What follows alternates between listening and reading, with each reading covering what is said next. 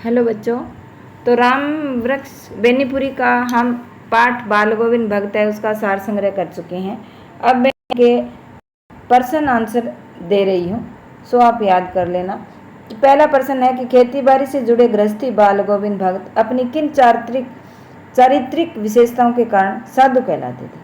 तो उनकी ये विशेषताएं हैं कि वे कबीर के आदर्शों पर चलते थे और उन्हीं के गीत गाते थे। वे शरीर को नश्वर तथा आत्मा को परमात्मा का अंश मानते थे। वे कभी झूठ नहीं बोलते थे और खरा व्यवहार रखते थे। किसी से भी सीधी बात करने में संकोच नहीं करते थे, न किसी से झगड़ा करते थे। किसी की चीज़ न छूते थे और न ही बिना पूछे व्यवहार में लाते थे। वे किसी दूसरे की चीज़ नहीं लेते थे। उनके खेत में जो कुछ पैदा होता वे सबसे पहले उसे एक कबीरपंथी मठ में ले जाते और उसमें जो हिस्सा प्रसाद के रूप में वापस मिलता उसी से वो गुजारा करते थे। उनमें लालच बिल्कुल भी नहीं था। इस प्रकार उन्होंने अपना सब कुछ ईश्वर को समर्पित कर दिया। आगे वाला प्रश्न देखते हैं कि भगत की पुत्र वधू उन्हें अकेले क्यों नहीं छोड़ना चाहती थी। यानी भगत की पुत्र वधू उन्हें अकेले छोड़कर इसलिए नहीं जाना चाहती थी क्योंकि पुत्र की मृत्यु के बाद भगत के बुढ़ापे का एकमात्र वो ही सहारा थी। पुत्र वधू को इस बात की चिंता थी कि यदि वह भी चली गई तो भगत के लिए भोजन कौन बनाएगा। यदि भगत बीमार हो गए तो उनकी सेवा यानी शुश्रूषा कौन करेगा। उसके चले जाने के बाद भगत की देखभाल करने वाला कोई नहीं था। यानी ये शब्द आया है जो शुश्रूषा है, रोगी की सेवा करना। आगे वाला प्रश्न देखते हैं, भगत ने अपने बेटे की मृत्यु पर अपनी भावनाएं किस तरह व्यक्त की।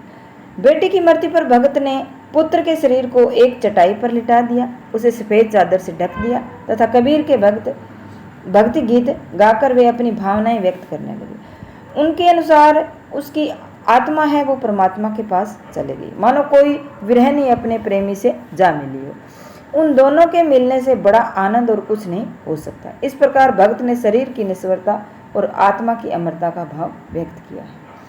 भक्त के व्यक्तित्व और उनकी वेशभूषा का अपने शब्दों में चित्र प्रस्तुत कीजिए। यानी बाल गोविंद भक्त का व्यक्तित्व, भगत जी गृहस्थ होते हुए भी सीधे साधे सरल व्यक्ति थे।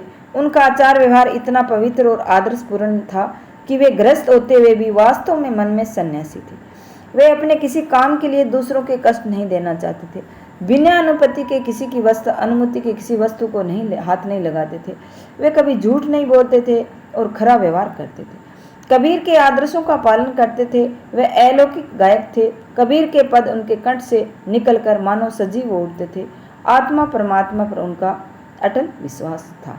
भगत जी के वैराग्य तथा निस्वार्थ व्यक्तित्व का परिचय इसी बात से भी मिलता जुलता है कि अपने बेटे के श्राद्ध की अवधि पूरी होते ही अपनी पुत्र वधू को उसके पिता के घर भेज दिया, उसका दूसरा विवाह करने का आदेश दे दिया।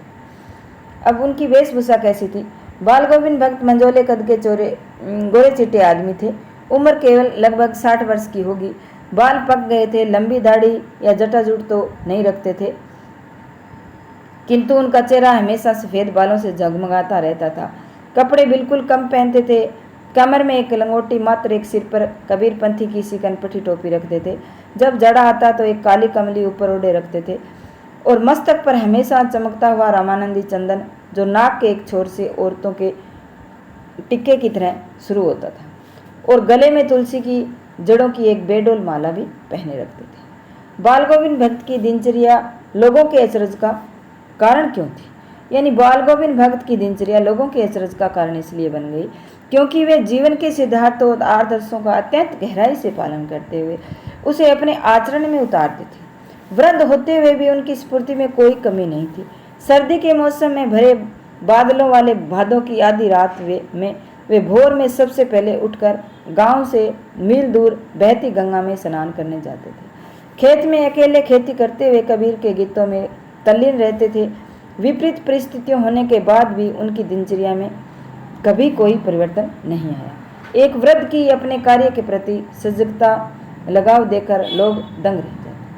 पाठ के आधार पर बाल गोविंद भक्त के मधुर गायन की विशेषताएं की। तो बाल गोविंद भक्त के गीतों में एक विशेष प्रकार का आकर्षक था। कबीर के पद उनके कंठ से निकलकर सजीव हो उठते थे। खेतों में जब वे गाना गाते तो स्त्रियों के होठ बिना गुनगुनाए ही न रह पाते। गर्मियों की शाम में उनके गीत वातावरण में शीतलता भर देते थे। उनके गीतों में जादुई प्रभाव था। संध्या समय जब वे अपनी मंडली समेत गाने बैठते तो उनके द्वारा गाए पदों में उनकी मंडली दोहराया करती थी। भगत के स्वर के आवरों के साथ श्रोताओं का मन भी ऊपर उठता चला जाता। लोग अपने तन मन की सुध बुध खोकर संगीत की स्वर लहर में तल्लीन हो जाते थे। कुछ मार्मिक प्रसंगों के आधार पर यह दिखाई देता है कि बाल गोविंद भक्त प्रचलित सामाजिक मान्यताओं को नहीं मानते थे। पाठ के आधार पर उन प्रसंगों का उल्लेख कीजिए। यानी बाल गोविंद भक्त प्रचलित मान्यताओं को नहीं मानते थे। इन बातों का उदाहरण निम्न बातों में मिलता है। बाल गोविंद भक्त के पुत्र की मृत्यु हो गई, किंतु उन्होंने सामाजिक परंपराओं के अनुरूप अपने पुत्र का क्रियाक्रम नहीं किया।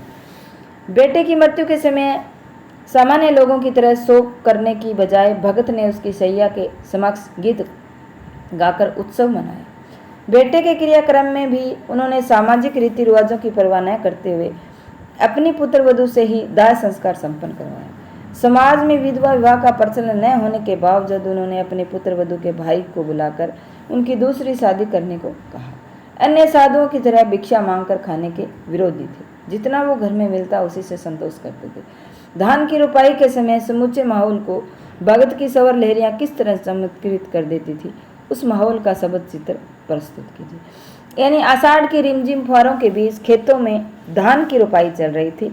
बादलों में घिरे आसमान में ठंडी हवाओं के चलने के साथ साथ बाल गोविंद भगत के कंठ से निकला हुआ मधुर संगीत वहाँ खेतों में काम करे लोगों के मन में मधुर जंजकार उत्पन्न कर देता था।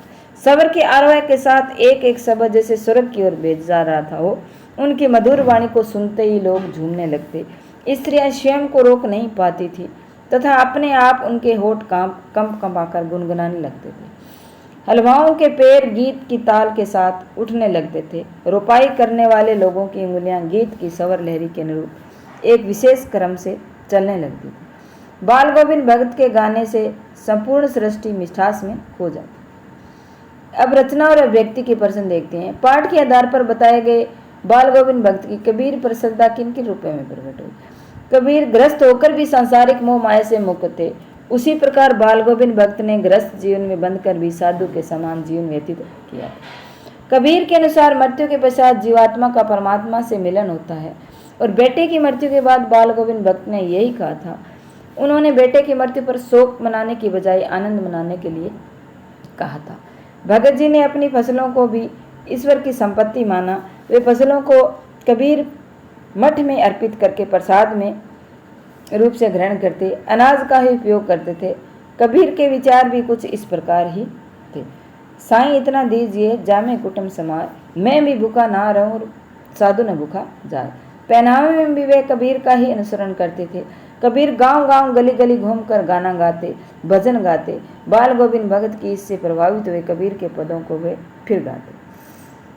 बाल गोविंद भगत प्रचलित सामाजिक मान्यताओं को कबीर की तरह ही नहीं मानते।